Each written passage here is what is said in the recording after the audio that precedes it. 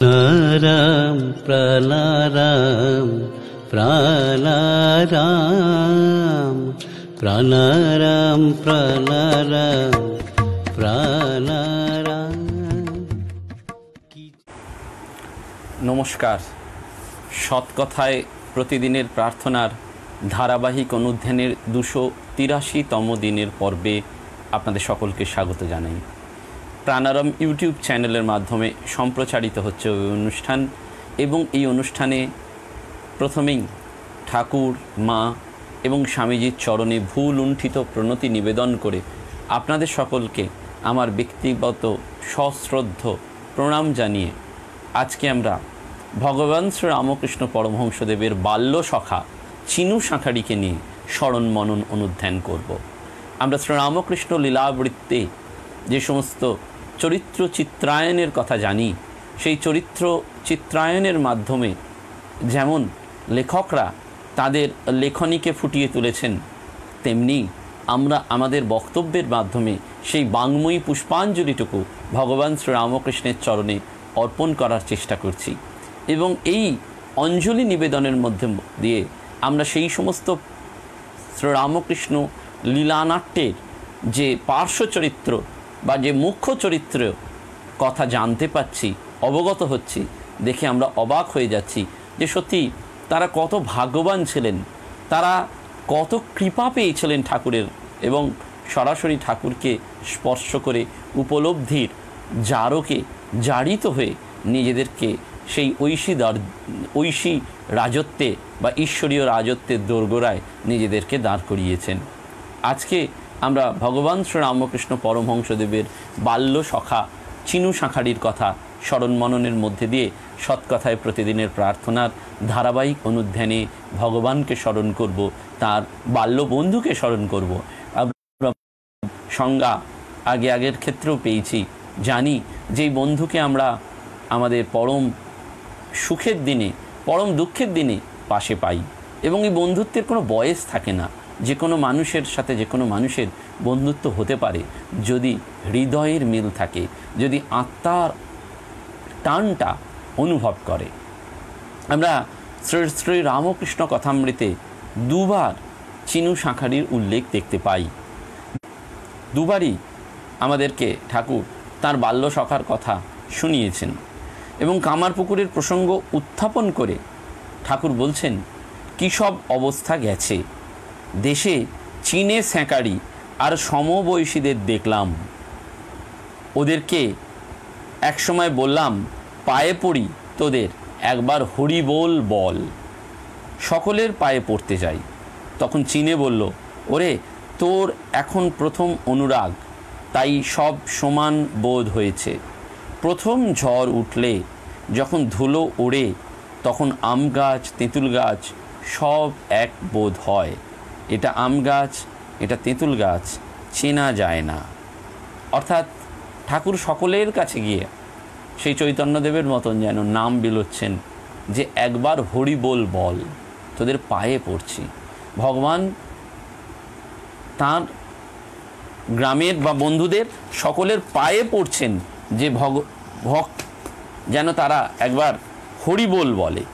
আর সেই সময় তার বন্ধু এই চিনু শাঁখারি বলে দিচ্ছেন যে প্রথম অনুরাগ তাই সমান বোধ হচ্ছে, আম গাছ তেঁতুল গাছ সব এক বোধ হয়।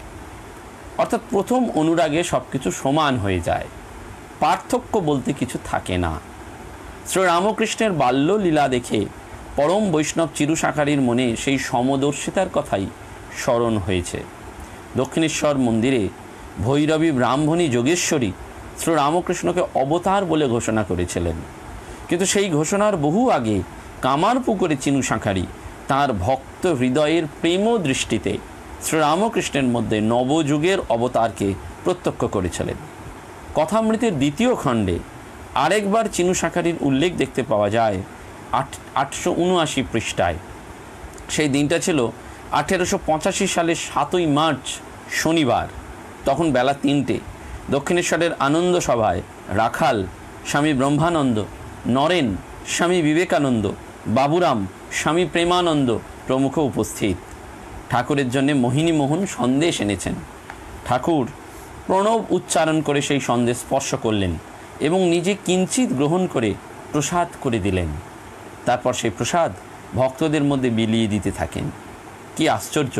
ছোট নরেনকে, অর্থাৎ যিনি নরেন্দ্রনাথ মিত্র কথামৃতকার মাস্টারমশাইয়ের ছাত্র, এবং দু একজন ছোকরা ভক্তকে নিজে খাইয়ে দিচ্ছেন। কেন বিশেষ কয়েকজনকে নিজে খাইয়ে দিচ্ছেন সেটা ব্যাখ্যা করতে গিয়ে ঠাকুর বলছেন, এর একটা মানে আছে। নারায়ণ শুদ্ধাত্মাদের ভিতর বেশি প্রকাশ। ও দেশে যখন যেতুম ওইরূপ ছেলেদের কারুর কারুর মুখে নিজে খাবার দিতাম। চীনে শাঁখারি বলতো, উনি আমাদের খাইয়ে দেন না কেন? স্বামী শারদানন্দজি মহারাজ শ্রী শ্রী রামকৃষ্ণ লীলা প্রসঙ্গে লিখছেন, আবার এই বয়সেই বালক গদাধর পরিণত বয়স্কের ন্যায় বুদ্ধি ধারণ করায় তাহাদিগের মধ্যে অনেকে নিজ নিজ সাংসারিক সমস্যা সকলের সমাধানের জন্য তাহার অর্থাৎ গদাধরের পরামর্শ গ্রহণ করিতেন। ধার্মিক ব্যক্তি এই রূপে তাহার পূত স্বভাবে আকৃষ্ট হইয়া এবং ভগবত নাম ও কীর্তনে তাহার ভাব সমাধি হইতে দেখিয়া তাহার পরামর্শ গ্রহণপূর্বক নিজ গন্তব্য পথে অগ্রসর হইতেন। শোনা যায় শ্রীনিবাস শাঁখারি প্রমুখ কয়েকজন যুবক শ্রীযুক্ত গদাধরকে বালক অবস্থাতেই দেবতা জ্ঞানে ভক্তি ও পূজা করিত। আসল নাম তার শ্রীনিবাস। শাঁখ সংক্রান্ত কাজকর্ম ছিল তাঁদের জাত ব্যবসা। সেই শ্রীনিবাসই একদিন প্রাকৃতিক নিয়মে চিনিবাস হয়ে গিয়েছিল এবং চিনিবাস থেকে চিনু বা চীনে তার নাম হয়েছিল। অক্ষয় কুমার সেনের পুঁথিতে আমরা এই চিনু শাঁখারির প্রসঙ্গ বারবার লক্ষ্য করতে পারি। কিন্তু কে এই চিনু শাঁখারি? পুঁথিকার আমাদের জানাচ্ছেন সুন্দর করে, চিনু নামে এক শাঁখারির জাতি, দরিদ্র তাহাতে বৃদ্ধ, গ্রামেতে বসতি, ব্যবসায় অল্প আয়, কষ্টে গুজরান, কিন্তু তার গদাধরে ছিল বড় টান। না, তার দরিদ্র, গ্রামেতে বাস, কষ্ট করে আয়, কিন্তু ভগবানে তার মতি। সেটি কথামৃত থেকে যেমন আমরা পাচ্ছি তেমনি পুঁথিকার আমাদের জানিয়ে দিচ্ছেন। শ্রীরামকৃষ্ণের বাল্যসখা এই চিনু শাঁখারি বংশে জন্মগ্রহণ করলেও স্বীয় ভক্তি এবং নিরলস সাধনায় এক উন্নত চরিত্রের জীবন ও বিভূতির অধিকারী হয়ে উঠেছিলেন।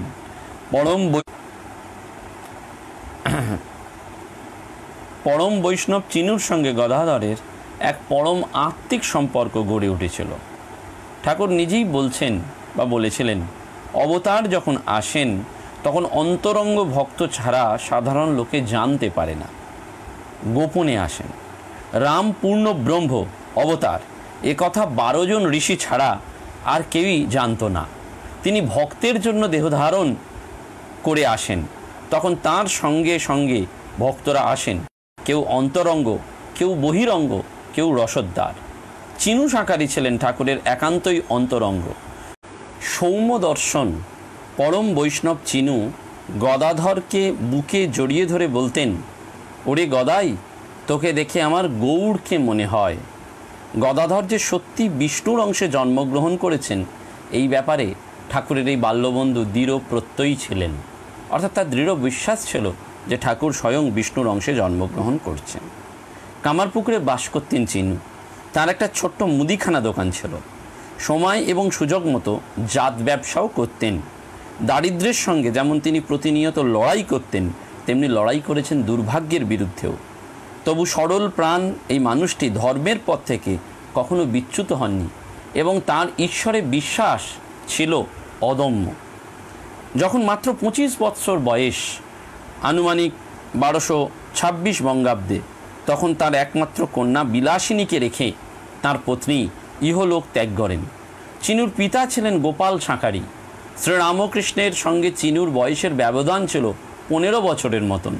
তবু এই দুই অসম বয়সের মানুষের মধ্যেও নিবিড় আত্মিক সম্পর্ক গড়ে উঠেছিল। ওই যে বললাম, বয়সটা কোনো ফ্যাক্টর নয় যদি মনের মিল থাকে। এই পার্থিব সংসারে সমস্ত বন্ধনই মায়ার বন্ধন।